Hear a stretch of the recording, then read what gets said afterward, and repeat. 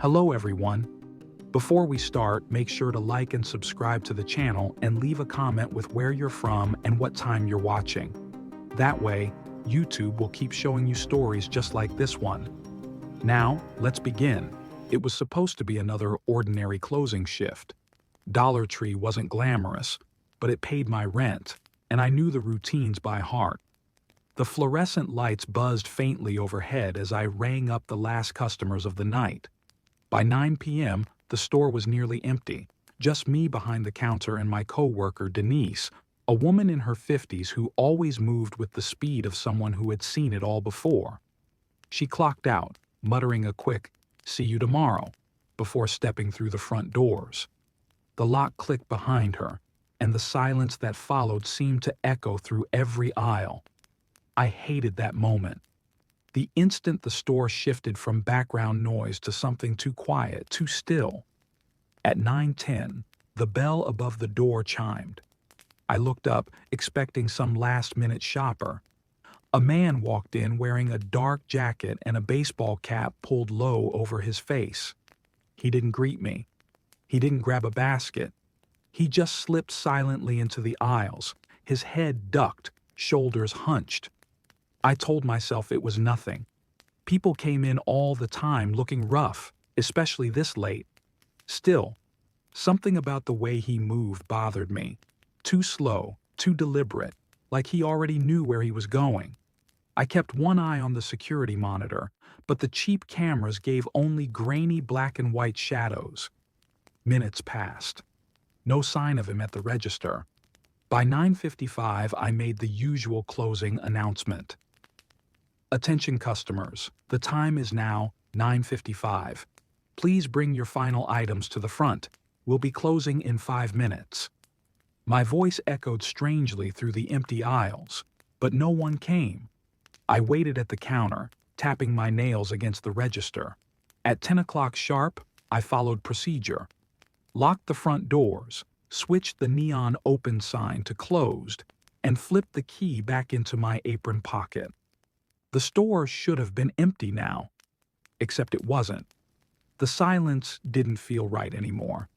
It pressed down on me, heavy, like the whole building was holding its breath. I started walking the aisles, half expecting to see him browsing like nothing was wrong. Instead, I found row after row of stillness. Then something shifted. On the bottom shelf of aisle 7, a glass jar of pickles rolled forward on its own and clinked against the tile. The sound was sharp, cutting through the silence. I froze. My hands trembled as I set the jar back. Old shelves, I whispered to myself. Loose product. But then I heard it. Footsteps. Slow, deliberate, coming from the stockroom in the back. My chest tightened. I knew I had locked that door earlier. The sound stopped, leaving only the buzzing of the lights. I forced myself forward, gripping the ring of keys in my pocket like a weapon. My shoes squeaked softly as I moved down the hall that led to the employee area. At the end of it, near the break room door, I saw him. Pressed flat against the wall, just beyond the corner, his cap shadowed his face. He wasn't moving, wasn't speaking, just standing there, angled so that if I hadn't looked carefully, I might have walked right past. His head tilted slightly, like he was waiting for me to come closer. My breath caught. I stumbled back, pulse roaring in my ears. The store was locked. He shouldn't have been there. And I suddenly understood. I wasn't closing the store alone tonight. I was locked in, with him. He didn't move when I saw him. Just that tilt of the head, like a dog listening for a whistle only he could hear. I stepped back into the light of seasonal, heart thudding, keys biting my palm. The store was a maze of end caps and narrow aisles. Party, candy, cleaning, cards, toys. I knew every creak, every dead camera angle on the grainy DVR. He shouldn't have known any of that. But he stood exactly where the stockroom camera couldn't see, pressed into the seam of wall and shadow, as if he'd studied this place longer than I had. I forced my voice to work. "Sir, "We're closed."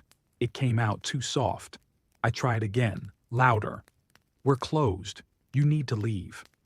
No answer, just that slow lean, the brim of his cap cutting his face into a shape I couldn't read. I backed toward the register because behind the counter was the phone and the PA. My fingers found the mic button by muscle memory. The speakers cracked alive over aisle 3. "Attention customers," I said, steady as I could. "The store is now closed. Please proceed to the front exit." The voice that came out of me sounded like someone else's, practiced, calm. Something skittered at the edge of seasonal, the sound a plastic bin makes when it shifts on cheap metal. I flinched. When I looked back down the employee hall, the corner where he'd been was empty. I grabbed the store phone and dialed 911. The line rang once. "911, what's your—" "Dollar Tree," I whispered, giving the address too fast. "I'm locked inside and a man is in here. He's hiding in the back. He won't answer me. I think he stayed through closing. Can you get to an exit?" "The front is locked from the inside with my key. He's between me and the back door. There's an emergency exit in Crafts. It's alarmed. Stay on the line with me," the operator said. "Officers are on the way." "Do not confront him." A soft tap sounded from Candy. Not the slick slide of a rapper, a shoe against tile. I set the handset down on the counter without hanging up, speaker on low so I could keep both hands free. I slid the heavy pair of shears from under the register into my apron pocket. Not a weapon, but better than keys. "Police are en route," I said into the PA, this time for him. "The building is monitored." Lie. Our DVR stored to a box with a blinking red light Denise always joked about, recording to nowhere. But lies are tools, and I needed tools. Something rolled from behind the gum rack. A rubber ball the size of a fist, one of the ones kids pestered their parents for. It bumped the toe of my shoe and stopped. I hadn't seen him throw it. I hadn't heard him pick it up. He was close. I edged sideways, keeping the counter between us, eyes on the mirror domes at the aisle ends. In greeting cards, a shadow crossed and vanished. In cleaning, a hanging strip of sponges swung once, slowly, then went still. The store sang its electricity. The buzz, the cold hum of the coolers, so loud it felt like it might be covering softer sounds on purpose. I hit the light bank and turned half the store dark. Seasonal and front end stayed lit. Party and cleaning dropped into gray. If he wanted cover, he'd have to move where I could funnel him. The operator's voice drifted up from the phone. "Units are 3 minutes out. Are you in a secure location?" "By the registers," I whispered. "He's moving between aisles." Something clinked in housewares. A glass candle jar slid to the edge and tipped. I watched it fall in slow motion, watched my own hands clench as it shattered into a perfect ring of starry pieces. He wanted noise. He wanted me to jump. "Sir," I called, forcing the steadiness back. "The store alarm will activate if any emergency door is opened. Do not approach my employees only hall silence." Then a breath, close enough that I couldn't tell which aisle, close enough that I tasted it. Wintergreen gum, old fabric, a thread of something metallic. I remembered the one part of the store he might not know, the office closet. A door, flush with the wall paneling, painted the same green as the gondolas, easy to miss if you weren't looking. Inside was the DVR, the breaker, a mop sink, and a bolt that could hold if I had to wait. I moved along the counter, keeping low. As I rounded into the narrow run that led to the closet, he stepped out of aisle 6. We both froze. He was taller than I'd thought, the jacket too big in the shoulders, the cap pulled low so the shadow cut across his cheekbones. He didn't reach for me. He didn't speak. He just angled his body so he was always just off my line, like he practiced keeping faces out of cameras. "Sir," I said, "don't come any closer." He smiled, maybe. Or maybe the brim bent in the light. He lifted his left hand, 2 fingers up as if to make a point. Something flashed between them, thin, flat, dull metal. A key blank, or a shim. I stepped back into the office closet and slammed the door. The bolt slid home with a heavy comfort. The darkness in there was immediate, the kind that feels like water. I flicked on the single pull chain. The DVR's red LED blinked. On the tiny 4-up monitor, the store shuddered in black and white. In camera 2, he stood in front end, head tilted toward the closet door, as if he could hear the tiny relay click inside the monitor. In camera 3, the end of aisle 10, crafts, glowed with the green exit word above the push bar.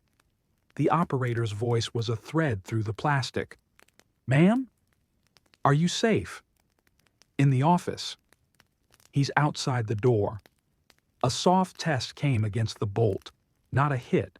A learning push. Metal on metal, no hurry. Then the pressure went away. On the monitor, he turned and moved down party, the way an employee would if they were headed to the back, except he didn't glance up the way employees do toward the camera domes. He moved like he knew where the blind spot ended. I thought of the emergency exit. I thought of the alarm, the way it announced itself to strip malls with a sick, insistent whoop. If he hit it, he'd run. If I hit it, help would run to me. I killed the office light and cracked the door. The store's hum swelled. From the back, the stockroom latch gave a dry click, the small lock that keeps customers out. I slid along the gondola ends, every nerve screaming, and pulled the PA mic to my mouth one last time. "Police on scene," I said, and as I said it, I slammed my palm into the push bar of the Crafts emergency exit. The building howled. The sound filled my rib cage and ran into the parking lot like a living thing. Through the sliver of door I'd opened, cold night air knifed in, thick with the smell of rain and asphalt. I let the door ease back enough to keep it from latching me outside and ducked behind the balloons rack. He appeared in seasonal, startled still for the first time. The alarm had broken his quiet. He looked toward the front, then toward the back, calculation replacing patience. Then he moved, in a line not for the front doors, but for the employee hall. For me. 2 headlight beams swept the glass. A squad car bumped the curb hard enough that the frame shivered. A second whoop hit the night, real siren layered over the stores. I stood up with both hands raised and shouted, "I'm here," at the front. The man pivoted. He was 3 steps from the hall, then 2. Then he vanished into the blind wedge between party and cleaning, the one place the mirrors washed out. I sprinted for the registers, shoes slipping on a smear of candy powder from where a lollipop had burst underfoot. A cop's voice bellowed, "Police!" Keys. Front door. Focus. I fumbled the cylinder, lungs burning, and got the lock to throw just as blue uniforms filled the glass. They hauled the door.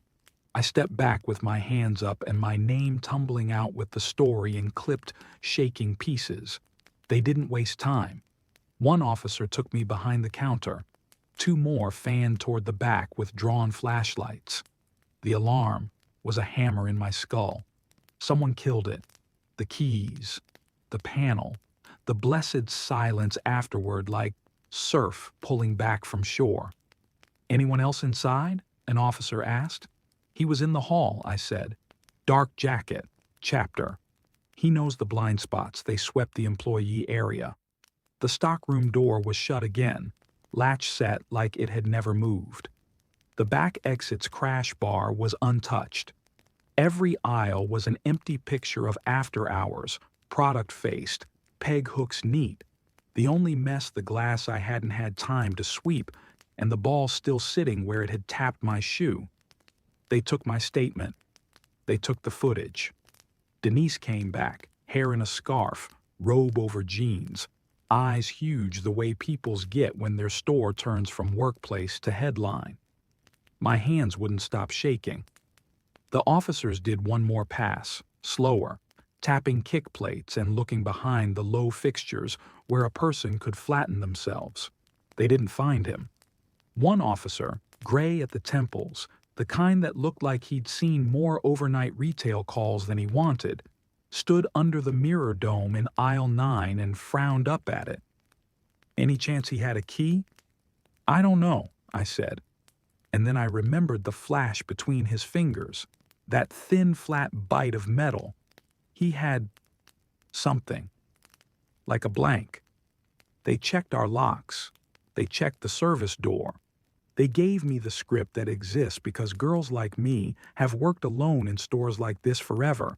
Manager never leaves you single coverage past 9. Keep a phone on you. Keep the emergency exit clear. Call early, not late. We relocked the front. The officers pulled the cruiser up by the door and idled there while I finished the bare minimum to call it a close. Card the alarm, count the drawer enough to not lose my job, sign the log with a hand that still wouldn't steady. When they finally escorted me to my car, the strip mall was a wet mirror under the parking lot lights. I slid behind the wheel and stared back at my Dollar Tree. It looked like a stage after a play. Props, waiting, lights still buzzing, everyone gone. I didn't sleep when I got home. I scrubbed my hands until the smell of wintergreen was gone. I set my phone on my chest and listened to a house that was mine and quiet and had no aisles for a person to vanish in. Right before dawn, dispatch called to say they'd found nothing. They'd cruise by at opening, just in case. At 9 the next morning, I walked back into the store with Denise. The glass we'd missed glinted under the seasonal end cap. I went to the office closet to pull the DVR for the district manager. The red LED blinked. The 4-up monitor showed yesterday's squares frozen at different times. Camera 2, front end, was paused at 9:59:58 p.m., the last customer leaving, the bell still swinging. Camera 3, crafts, held on the exit sign, mid-blink. And camera 1, stockroom, had a new image. The door I'd watched stay shut all night stood open 2 inches. In the thin black wedge of space, the rim of a baseball cap reflected the office light back at the lens. The timestamp read 10:03 p.m. Underneath, the recording indicator said, no signal.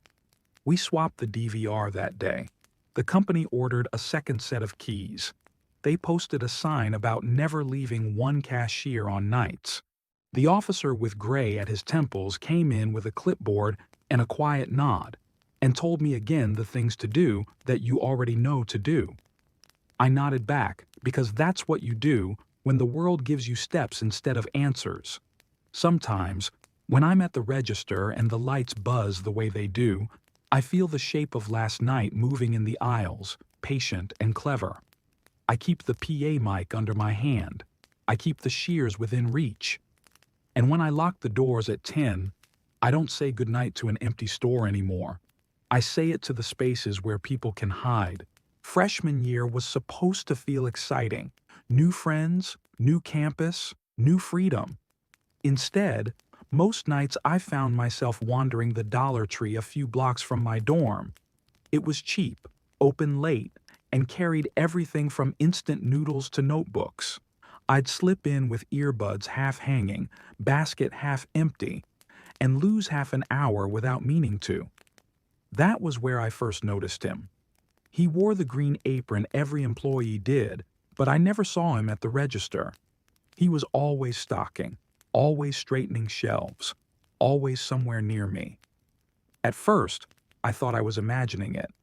If I picked ramen, he'd be nearby stocking chips. If I looked at shampoo, he'd be facing the toothpaste rack. If I bent for a notebook, he'd be lining up pens a few feet away. He never said anything. He never smiled. He never looked away. I told myself it was coincidence. Employees work aisles, right? But the pattern became too precise. The moment I changed aisles, it was as if he anticipated where I'd go. If my hand reached for something, his head turned to follow. The quiet made it worse. He didn't hum or sigh or greet me like other employees did. He only watched. By November, I started timing my visits. I'd wait until later in the evening, thinking maybe his shift ended earlier. No luck. There he was, apron crisp, cap pulled low, straightening shelves that didn't need straightening. I asked another cashier once if he was the manager. She shrugged. He doesn't talk much. Just works nights. One winter night, I walked home with my bag of snacks, the cold air making my throat ache. I told myself to let it go. He was probably harmless, a quiet worker who didn't know how to interact. Still, I couldn't shake the way his eyes locked onto me. A week later, it escalated. It was nearly 2 a.m., my dorm room lit by the pale glow of my laptop. Most of the building was asleep. I was halfway through a paper when I heard it, a faint rattle at my door handle like someone testing it. My stomach flipped. Then came a knock.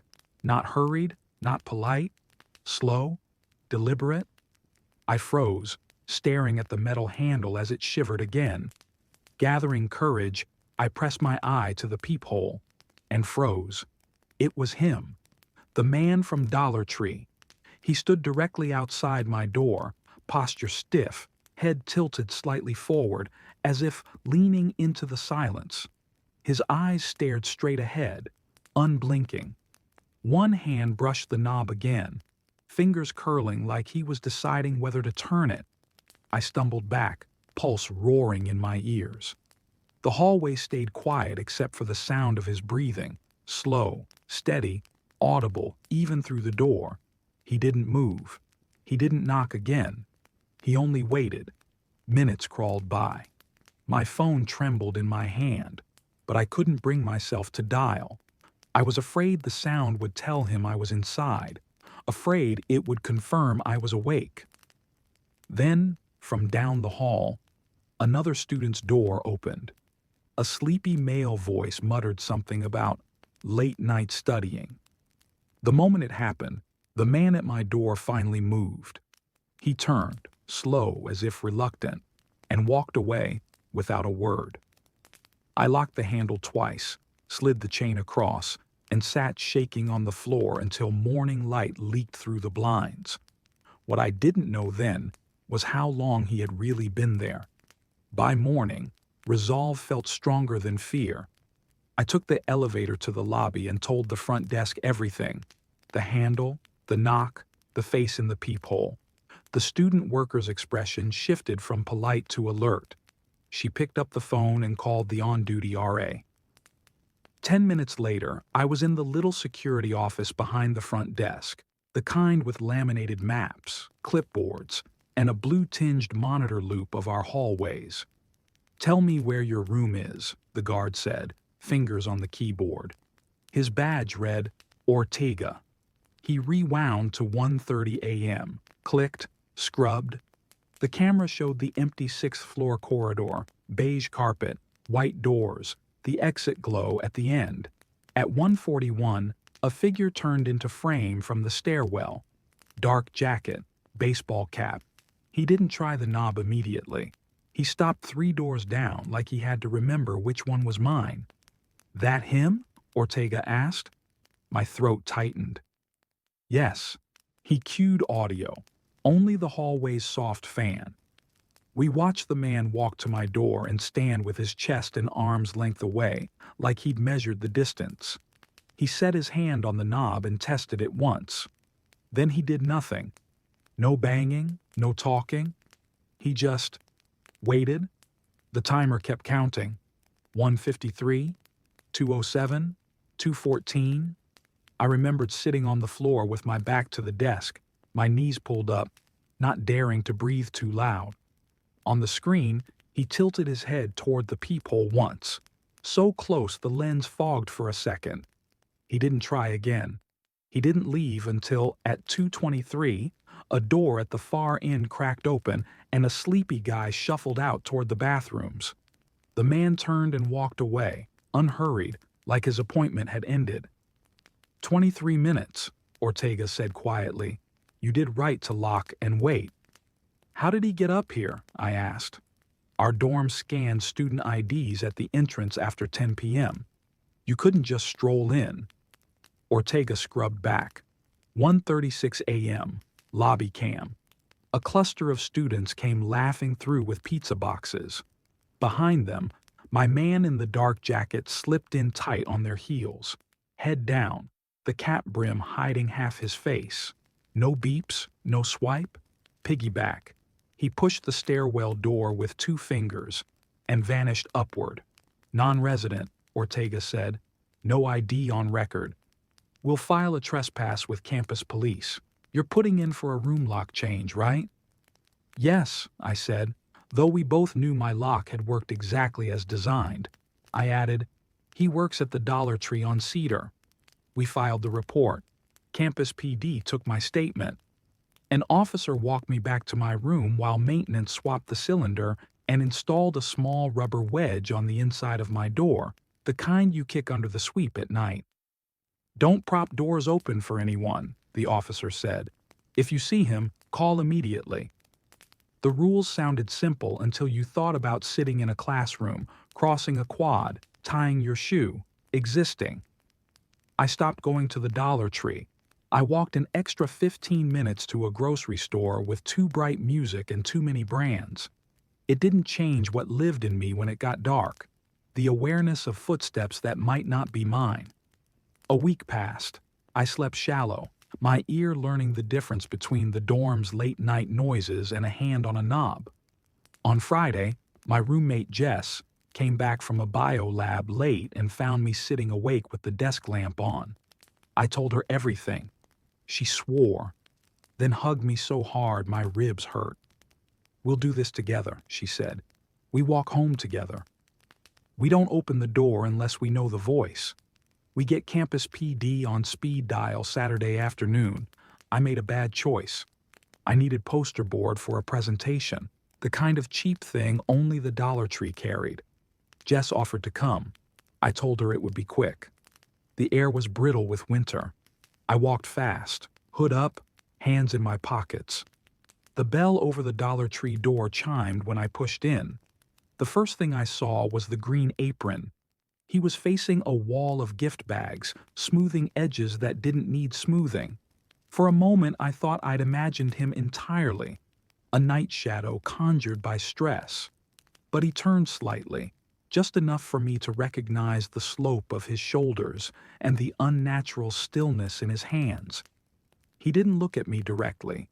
He looked at the reflection of me in the glass of a freezer door, as if the mirror felt safer than contact. I left without buying anything, palms sweating into my gloves. On the sidewalk, I almost ran. I didn't look back. I felt looked at anyway. Sunday morning, Campus PD emailed, non-affiliate trespass notice issued. If the man was identified on campus property, they could detain him for trespass. It helped to read the words. It didn't change the fact that he had not needed to break anything to stand outside my door. He had only needed opportunity and patience. For 2 weeks, nothing happened. I took different routes to class. I stopped wearing my earbuds. I texted Jess when I reached any building after dark. My life shrank to lit hallways and the bright geography of campus security phones. Then, after a night exam in January, I felt it. That prickle between the shoulder blades, the sense of being paced rather than followed. It was close to 11 p.m. The sidewalks were mostly empty. Snow powdered the brick like sifted sugar. I cut through the sculpture courtyard because it was shorter. Halfway through, I saw a shape in the glass of the art building, a dark jacket, a cap. I didn't turn around. I widened my stride. In the reflection, he matched it. I called Campus PD while walking. The dispatcher kept me talking, what I was wearing, which way I was headed, whether I could duck into any populated building. I turned left toward the library. The automatic doors flashed me into too bright safety. 2 minutes later, an officer stepped inside, cheeks pink from the cold. He walked me back to the security desk and asked me to wait. From the lobby windows, I watched the officer step into the courtyard with a flashlight beam like a thin white rope. He swept it across hedges, benches, blind corners. No one. I slept in a friend's room that night. The next morning, a campus alert pinged all students' phones. Suspicious.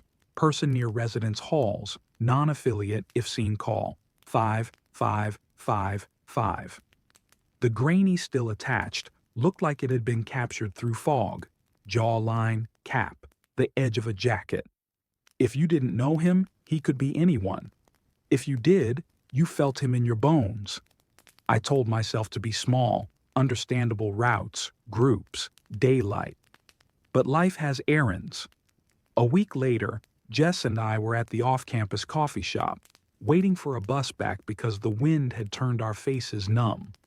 When the bus arrived, we climbed on with a cluster of students. Halfway down the aisle, I stopped. A man sat alone, head down, cap brim low.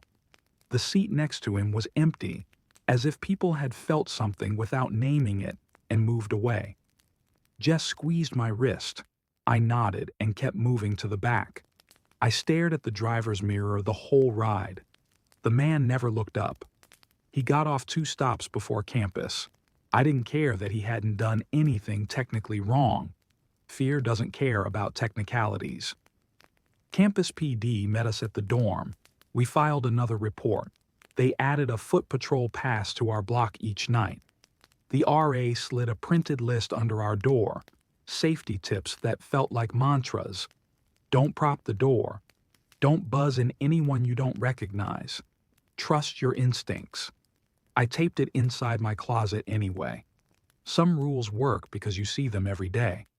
The store manager called me in late January. I received a call from campus police, she said, voice tight. We're cooperating. I can't discuss employees, but we've taken appropriate action. Is he gone? I asked. As I said, I can't discuss. Is he in the building right now? I asked, because it mattered in a way policies didn't. No, she said after a pause. He is not. It should have been relief. Instead, it was air without warmth, the kind that makes your lungs sting. If he wasn't at work, he had more time. Weeks passed. The alert expired from people's minds. Midterms replaced the hum of fear with a hum of deadlines. I started sleeping again, not deep, but enough that morning didn't feel like a fight. One night near spring break, I went downstairs to switch laundry. The basement was bright, clean concrete, rows of machines like white teeth. My clothes thudded in the dryer. I leaned against the table scrolling a reading I wasn't absorbing when the basement door opened and closed behind me. Footsteps hesitated. I turned. It was an officer, not him. We're doing extra rounds, he said, friendly. He stood by the door while I collected my clothes and walked me up the stairwell. At the second floor landing, he said, "We sighted someone outside your building last night." He matched the image. He left when we approached. "He knows I live here," I said. "He knows he's not allowed to be here," the officer said. "That matters." The next morning, a dean emailed to say campus police had issued a formal trespass order and shared the image with local PD. If he returned to campus property, he could be detained. The sentence sat in my inbox like a boundary drawn in ink. Boundaries, I was learning, are a kind of peace. I finished the semester. I stopped walking to the Dollar Tree. When I needed cheap things, I ordered them to the desk downstairs. On move-out day, I looked back at the long hallway where the camera had once watched him wait. The carpet was the same. The exit sign, the same steady green. My new dorm assignment for fall was across campus, a different building with a staffed entry 24/7. I asked for the change. They approved it without asking why. People ask me if the cameras ever caught him again at my door. They didn't. People ask me how he knew where I lived. I don't know. Maybe he followed me once, quiet and patient, the way he'd been in those aisles. Maybe he read my name on a receipt and cross-checked a public directory, the way campuses forget to hide us. Maybe he counted the blocks I walked with a bag of noodles swinging from my wrist. The part I do know is the shape of my own door at 2 a.m. and the sound of a hand learning a knob that is not theirs. I still hear it sometimes in places that are nothing like dorms, in hotels, in friends' apartments, in my parents' house over break. The difference now is simple and earned. I stand up. I put the wedge under the door. I call early, not late. I let people walk me home. When I pass the Dollar Tree on the bus, its windows glow like any cheap stores, bright, harmless. I watch the sliding doors open and close, and I remember how easy it is to step inside the spaces we think are safe. And I remember that safety for me was a name on a report, a camera's timestamp, and the quiet decision to take myself seriously the first time I felt watched. I only meant to stop for 5 minutes. My sister's birthday was tomorrow, and I'd forgotten a card. The Dollar Tree on the edge of town was still open, its neon humming against winter air that smelled like cold metal. The parking lot was mostly empty. One minivan under a flickering pole, a dented sedan near the far corner, my SUV idling a moment longer than it needed to while I told myself this was nothing. In and out. Inside, the store felt hollow in the way only late-night retail can. Fluorescent lights buzzed like insects. A heater ticked in the ceiling. The cashier, early 20s, exhausted, leaned on the counter and scrolled her phone without looking up. For a second, I thought I was alone. Then I saw him. A man in a dark hoodie stood midway down party supplies, with his hands on the shelf at either side, as if he were holding the aisle open. He didn't have a basket. He didn't touch any product for more than a heartbeat. He drifted. When I moved toward greeting cards, he unmoored from party and wandered after me at an angle that kept his face in shadow. If I bent for a birthday card, he straightened a row of tape only a few feet away. If I stepped to stationery, he appeared at pins, smoothing packages that didn't need smoothing. He was never beside me, never far, just exactly where I would notice him if I happened to look up. I told myself, employees do that. Float, face, tidy. I told myself to pick a card, pay, and go. I grabbed the first one that didn't look wrong. Balloons, a bright, happy birthday, blank inside, and headed to the register. The cashier rang me up without meeting my eyes. Plastic bag, receipt, a mumbled, "Have a good one." The sliding door exhaled me into the parking lot. The cold hit the back of my throat. Somewhere in the distance a semi downshifted, and the sound rolled across the dark like low thunder. I glanced back through the glass. The cashier was where I'd left her. The man in the hoodie had vanished between aisles as if the store had folded him up. I told myself not to be dramatic. I unlocked the SUV, tossed the bag on the passenger seat, and paused long enough to check the rear seat the way my mother had taught me when I first got my license. Empty. I started the engine. Heat bloomed slowly from the vents. A late-night station climbed out of static and found a song from a summer I could still taste. By the second light, my shoulders had loosened. By the third, I'd almost forgotten the way the man kept finding me with his silence.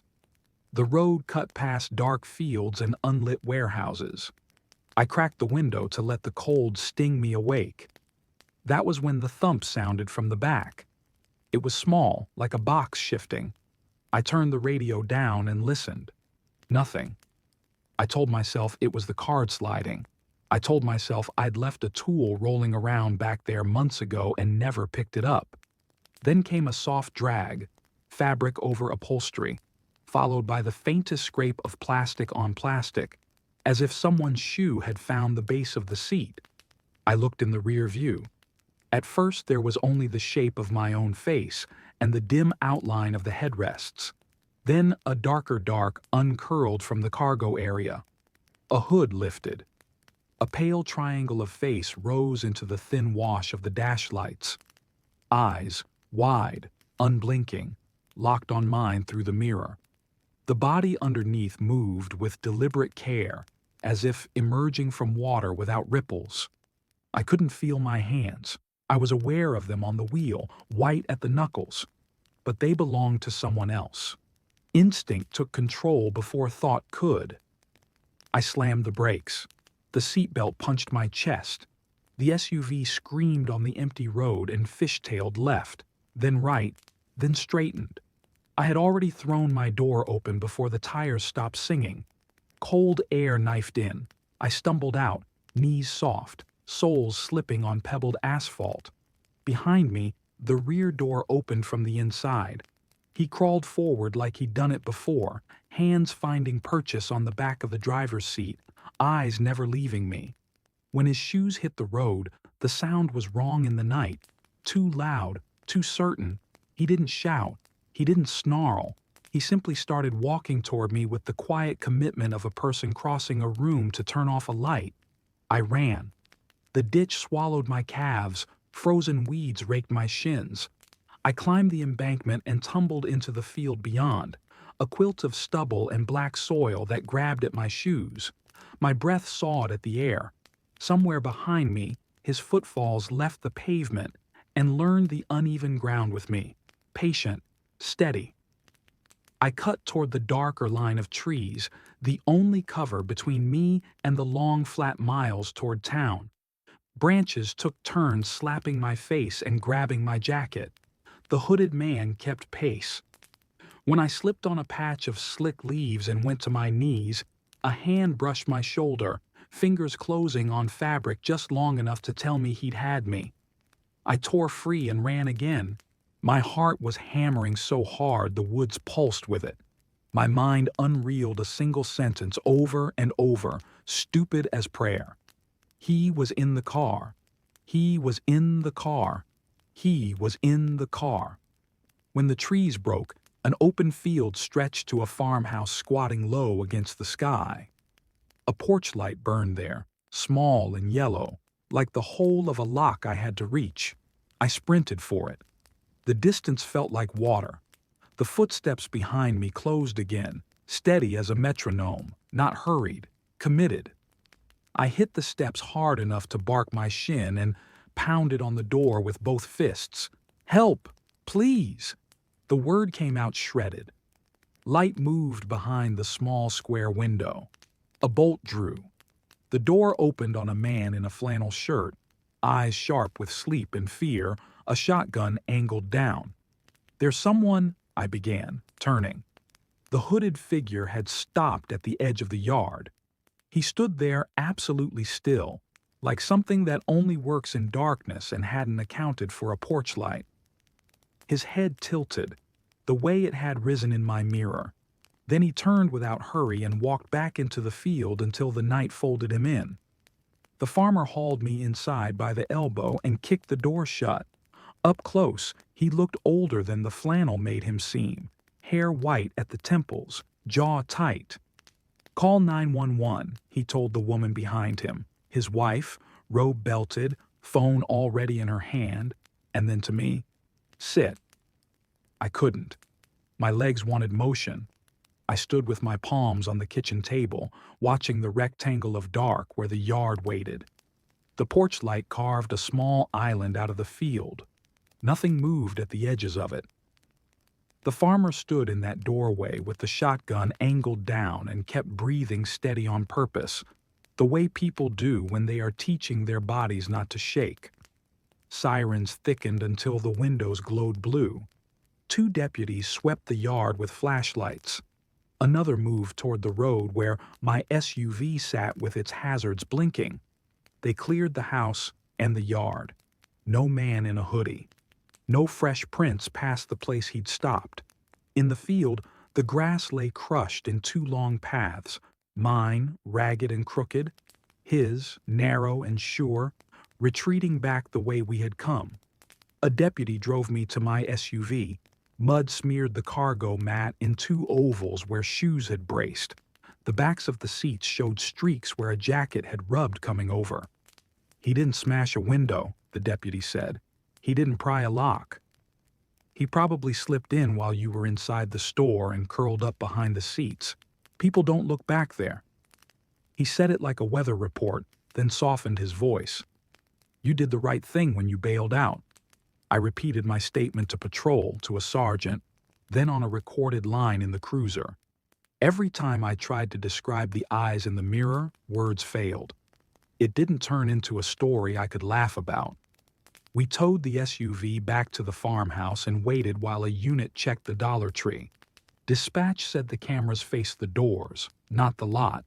The DVR was corporate only. The cashier remembered me and a guy in a hoodie. No one saw him enter my car. By 4 a.m., the deputies offered to follow me home. I said yes. The farmer pressed a thermos into my hand and told me to remember the porch. He meant it. I slept 2 hours with every light on. At noon, an officer said they'd dusted for prints. Nothing usable. Patrol would swing by my street. They could flag my plate for a keep watch.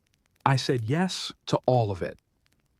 That afternoon, I had the SUV detailed and bought a bar that wedges the liftgate from the inside and a tiny motion alarm for the cargo area. I went back to the Dollar Tree once with a deputy. In the tiny office, we scrubbed the hour I was there. The video made everything small. Me in cards, the cashier on her phone, a hooded figure drifting. When I checked out, he slipped into a blind spot behind seasonal. Blind spots, the deputy said. Cameras are for shrink, not safety. He logged it. For weeks, I drove like I was learning again. Mirrors, locks, light. I checked the back seat every time, then once more. I chose lit pumps and stores with glass to the lot. Nothing else happened. No name. The store later moved a camera. The farmer waved when I passed his road. The man in the hoodie became what men like him become.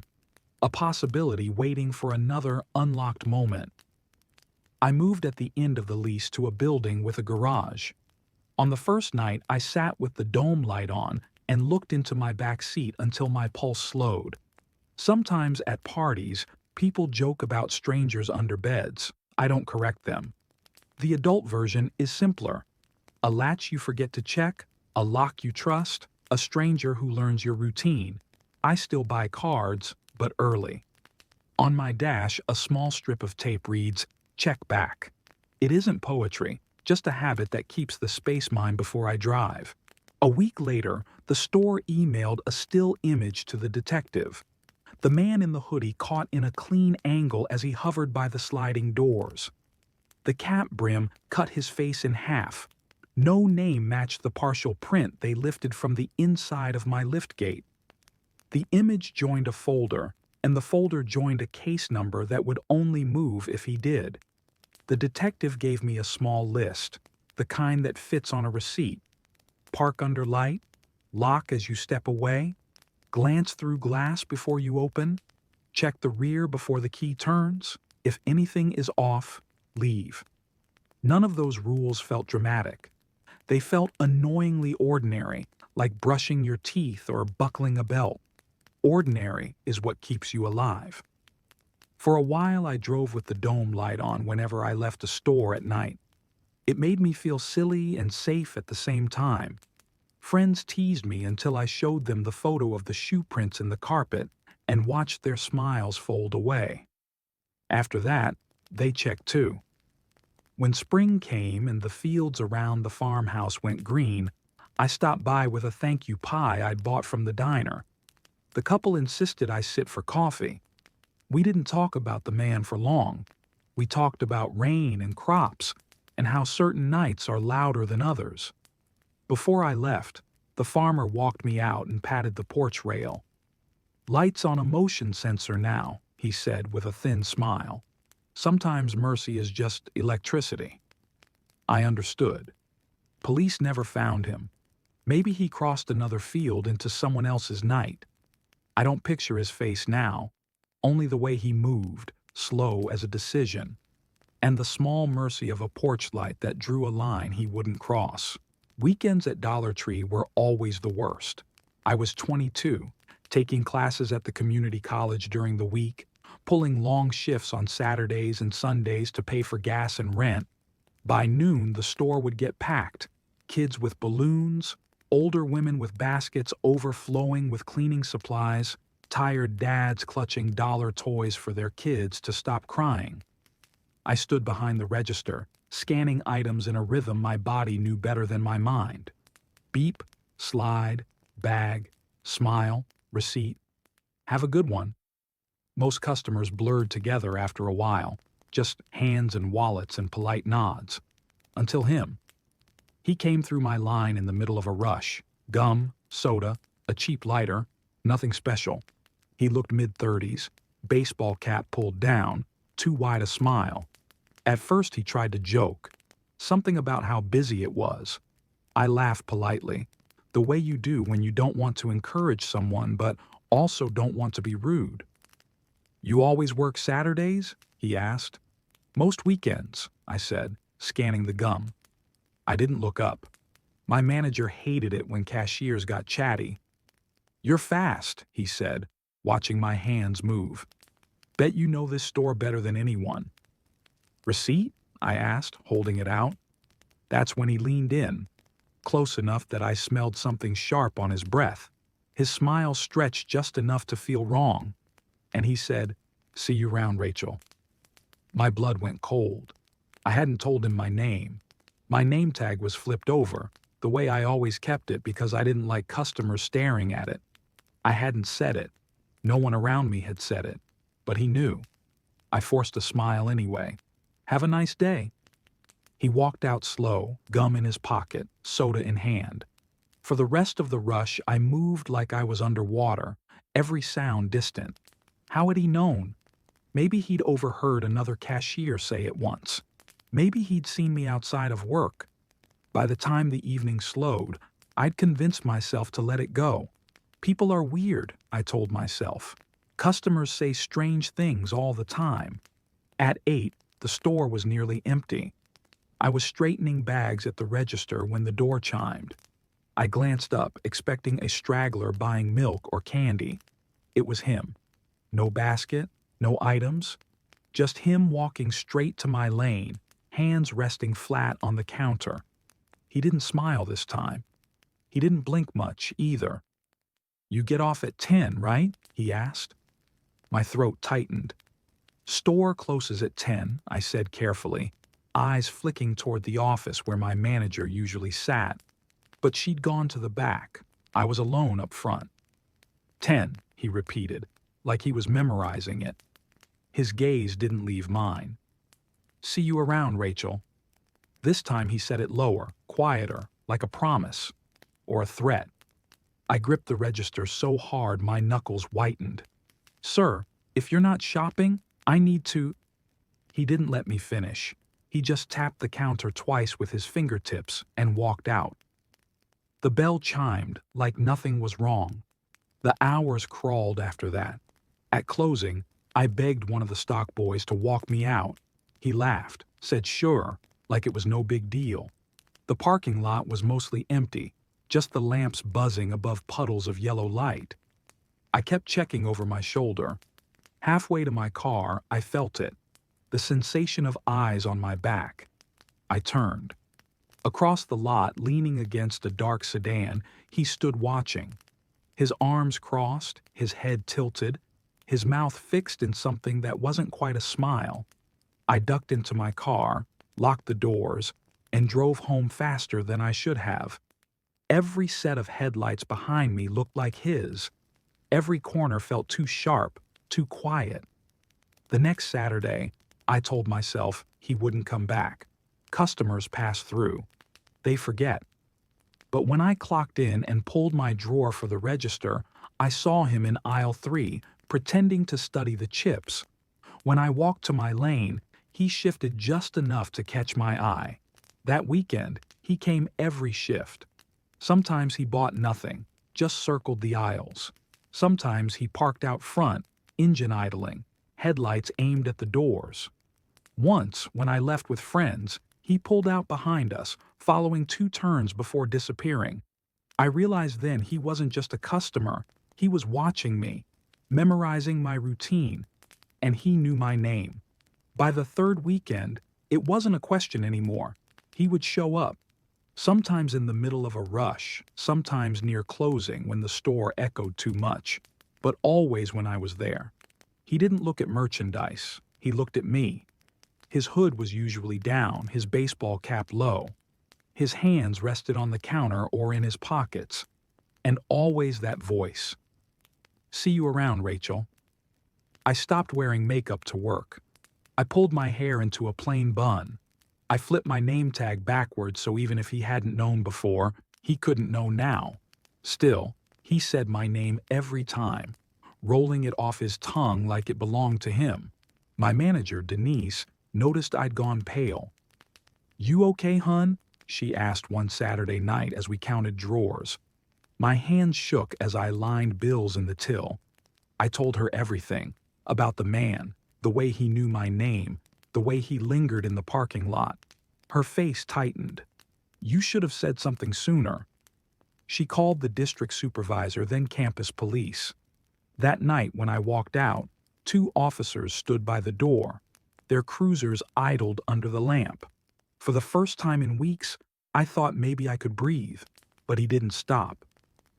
The next Saturday, he parked farther back, where the light didn't quite reach. The officers weren't there that time. As I walked to my car, he stood outside his sedan, arms folded. He didn't say anything, didn't move toward me, just let me see him. The message was clear. "I know your routine. You can't stop me." I started switching shifts, begging coworkers to cover. I walked to my car with different people each night, changed routes home, even parked on another block and cut across yards. And still, somehow, he appeared. One night, closing ran late. Denise and I locked up together. I carried trash to the dumpster out back. The air smelled like wet cardboard. When I turned, he was there, leaning against the wall, hidden in the shadow by the loading bay. No car this time, no smile. "Rachel," he said. Just that. I dropped the bags and bolted. Denise was already shouting into her phone. He didn't chase. He just watched me run, eyes shining when the cruiser lights rounded the corner. Police swept the lot. They found nothing. He had slipped away again. They filed a report, promised patrols, told me to walk with coworkers, keep my phone on me, call at the first sign of trouble. For 2 weekends, I didn't see him.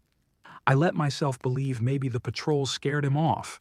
Maybe he'd lost interest. Then, the 3rd Saturday, I came in for my shift and found something on my register. Not flowers, not candy, a receipt from Dollar Tree. No items listed, no price, just the timestamp, the exact minute I usually clock in. At the bottom, scrawled in pen, one word: Rachel. My knees went weak. Denise took the slip, called police again. They pulled footage. At 9:58 a.m., the cameras showed him walk in, approach my lane, print a blank receipt, write the name, and leave. His face was plain, casual, no attempt to hide, like he wanted the lens to see him. That was the last time. Campus police issued a trespass notice.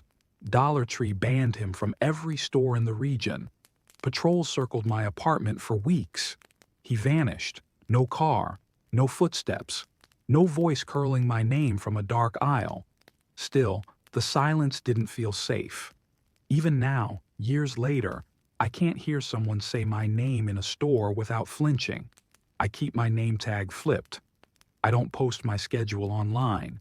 I check my mirrors twice before pulling out of a lot. Because I learned something at 22 behind a cheap register under buzzing lights. It only takes one person calling your name, when you never gave it to them, to change the way you hear it forever.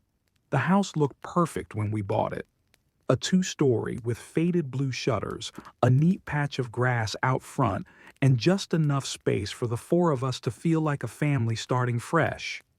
Our kids, 7 and 5, raced through the empty rooms laughing, their voices bouncing off walls that finally belonged to us.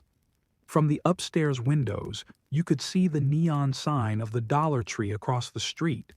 At night, it buzzed green and white, oddly comforting, like the town was alive even when our block went quiet. The first weeks were ordinary. We unpacked boxes, hung curtains, planted flowers. The kids loved their rooms. They would sprawl on the carpet with toys and fall asleep early, exhausted by the newness. For the first time in years, life felt stable. Then came the footsteps. It was our daughter who mentioned it first. One night she padded into our room clutching her stuffed rabbit. "Daddy," she whispered, "someone's walking upstairs." "There's no upstairs, sweetheart," I said gently. "Just the attic." "Probably raccoons." She nodded, unconvinced, and crawled between us. I told myself the kids imagine things when they're settling into new rooms. Still, later that night, lying awake, I heard it too. Slow, deliberate steps crossing the ceiling above her bedroom. The boards creaked, heavy enough that the lamp rattled on her nightstand. I checked the attic the next morning, pulled down the ladder, climbed into the dim space with a flashlight. Dust coated everything. Old insulation sagged. No footprints, no droppings, no sign of life. I set traps anyway. Days passed, nothing. But the footsteps didn't stop. They grew louder. At times it sounded like boots pacing, heel to toe, back and forth, pausing directly above where the kids slept. Our son began waking in tears, saying a man was walking in the ceiling. We tried to laugh it off. "Old house," I told my wife. "Wood expands at night. Animals, maybe." But deep down, I knew better. I'd lived in old houses before. This wasn't random creaks. This was weight shifting across boards. One Saturday afternoon, as I carried groceries in, our neighbor, Mrs. Green, shuffled across the street. She was gray-haired, with eyes that seemed to look through walls. She asked how we were settling in. I told her about the noises, half smiling, embarrassed. Her expression darkened. "No one stays in that house for long," she said quietly. Then she turned back toward her porch without explaining. The words clung to me. That night, when the steps came again, slow, measured, like someone pacing a prison cell, I couldn't ignore them. At midnight, I pulled the ladder down and climbed into the attic with a stronger flashlight. What I found stole the air from my chest. Faint chalk markings scrawled across the beams, symbols I didn't recognize. Circles intersected by jagged lines, arrows pointing downward. Pools of hardened wax dripped across the boards, scattered in small clusters, like candles had burned there recently. Some still smelled faintly of smoke.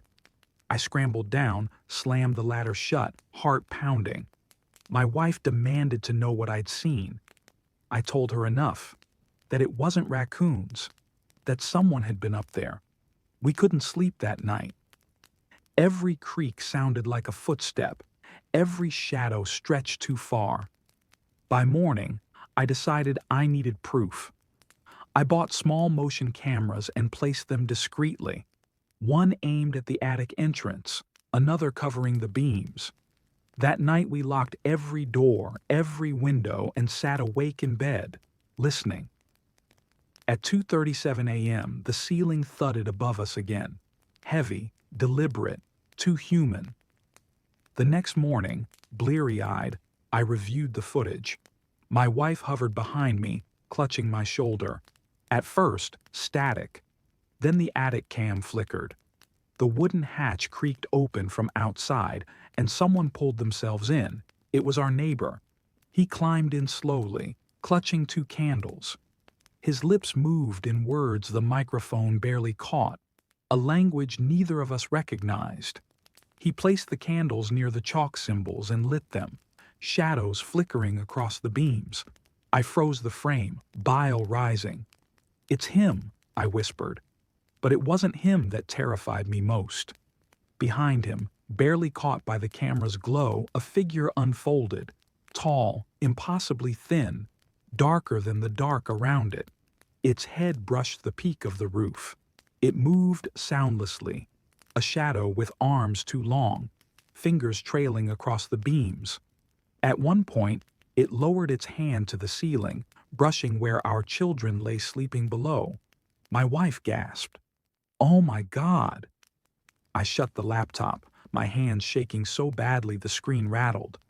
The neighbor wasn't alone. We didn't tell the kids what we'd seen. How could we? They were too young to understand words like ritual or entity. We just told them not to go near the attic ladder and pretended it was locked. But my wife and I hardly slept. Every time the boards creaked overhead, we'd clutch each other, waiting for the sound of that hatch opening, for the faint glow of candles bleeding through the ceiling cracks. The next day, I walked across the street to confront our neighbor. He was kneeling in his yard, pruning hedges with the calm of someone who didn't think he had been caught. I stood on the sidewalk, heart pounding, fists trembling at my sides. "I saw you," I said. His shears paused midair. He didn't look surprised. He looked tired. "Best if you move," he murmured. "That house doesn't let people go easy." Then he returned to clipping, as though we hadn't spoken. I wanted to drag him inside, show him the footage, demand answers. But something in his voice rooted me to the ground, a warning disguised as resignation. That night, we didn't sleep at all. The cameras caught him again, crawling into the attic at 2 a.m., muttering, candles flickering against the beams, and behind him, that tall shadow stretched across the rafters, brushing the ceiling above my son's bed. Sometimes it seemed to lean down, pressing its elongated face against the boards as if listening to his breathing. At dawn, I called the police. 2 officers came, polite but skeptical. They searched the attic in daylight. No symbols, no wax, no footprints. The beams were bare, just dust and insulation. I begged them to look at the footage, but the files were corrupted. Black screens where the figure should have been, only static, as if the cameras had failed. "We'll put in a note about trespassing," one officer said. "But you can't prove your neighbor did anything." When they left, I collapsed onto the couch. My wife buried her face in her hands. The kids played quietly, their laughter sounding too fragile, too breakable. By the 4th night, it escalated. The footsteps were heavier, faster, pounding as though someone ran laps above the bedrooms. The children screamed, clutching their blankets. I grabbed the flashlight and ladder, rage boiling past fear. My wife begged me not to, but I climbed anyway. The attic air was stifling, thick with smoke that had no source. Candles burned along the beams, their flames too steady. And at the far end in the darkest corner, the neighbor crouched. He turned, eyes catching the light. His lips moved around syllables that scraped my ears raw, sounds I knew weren't English. And then I saw it. The shadow unfurled behind him, tall enough to bend beneath the roof peak, arms dragging like chains. Its face, or the space where a face should have been, turned toward me. The air went ice cold. My breath fogged. The flashlight flickered, dimmed, died. I bolted, slamming the hatch, dragging a dresser under it. My wife clutched the kids. All of us huddled in the living room as the ceiling above us thundered with footsteps that weren't footsteps, heavier, inhuman, like the weight of something that didn't belong to this world. By sunrise, the house was silent. We packed bags and left without speaking. Across the street, the neighbor stood in his yard watching. No shears this time, no gardening. Just standing, eyes locked on us as we drove away. We never went back. The mortgage defaulted. The bank reclaimed the house. A new family moved in a year later. We heard they left after 3 months. Sometimes I dream of the footage, of the figure brushing its hand across the ceiling above my children's bed. And in those dreams, I wonder if it was marking them, if it wasn't the house it wanted, but us.